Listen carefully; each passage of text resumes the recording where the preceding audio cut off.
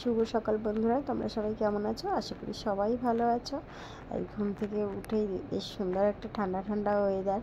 আর যাই হোক না কেন, আজকে একটু খুশি আছি, কেননা আজকে শনিবার স্কুলটা ছুটি পড়ে যাবে। আজকে ক্লাসটা হয়ে তারপরেই ছুটি পড়ে যাবে। তাই সকালবেলা ঘুম থেকে উঠে রেডি সেডি হয়ে সোনাবাবাকে নিয়ে বেরিয়ে পড়লাম, গুছিয়ে নিয়ে আমরা ওকে স্কুলে দিতে।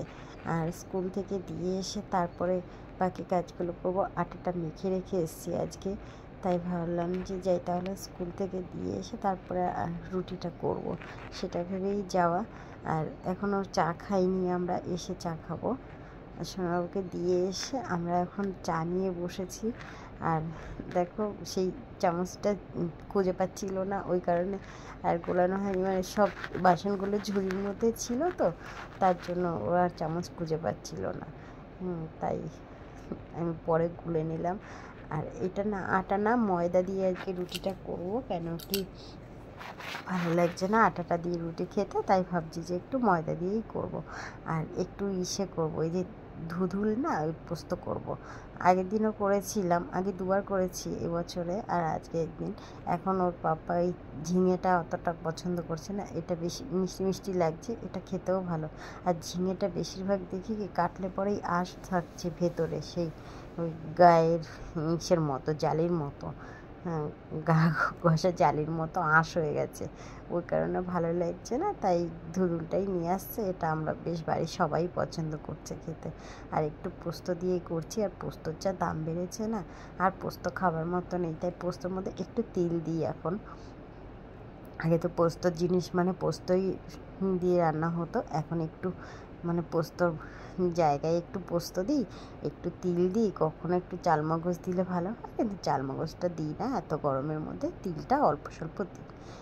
সেইভাবেই করা। আর ওটাকে বসিয়ে দিয়ে একটু বাইরেটা ঝাড় দিয়ে নেবো। আজ আর গড়িটা ঝাড় দেওয়া হয়নি বাড়িটা, কেননা সোনাবাবাকে দিতে চলে গেছিলাম তো, এসেই সাথে সাথে আমি ঝাড় দিই না, তাই ভাবলাম যে রুটিটা করে নিয়ে তারপরে সবজিটা বসিয়ে দিয়ে আমি ঝাড় দিয়ে নেবো। আর ওই পেছন দিকটা এখন ঝাড় দিইনি, কেননা ওদিকটা ঝাড় দিলে তো আর আমি রান্নাঘরটায় যেতে পারবো না, তাই ভাবছি সামনের দিকটায় ঝাড়টা দিয়ে নিই, তারপরে স্নানের সময় ওই পেছনের এদিক সেদিকগুলো ঝাড় দিয়ে নিয়ে নেব।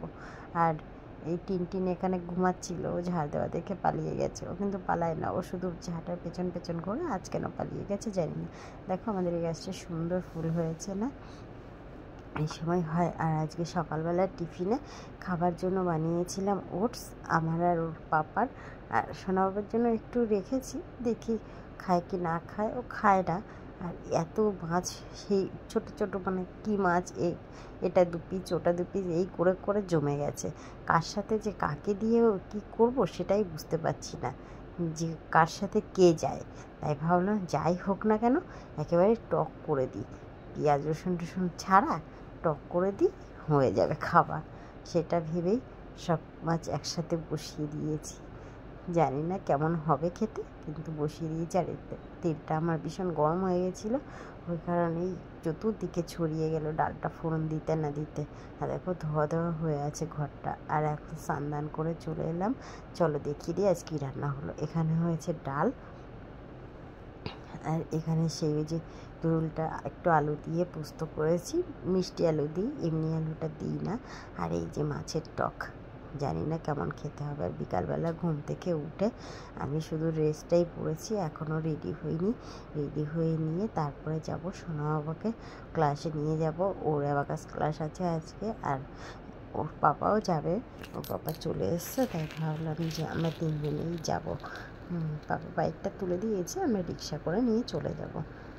আর দেখো এখানটায় এই জিনিসটা দেখতে কী ভালো লাগছে না, বছর পর একটা নতুন কিছু শেয়ার করলাম। জানি না তোমরা এখনো দেখতে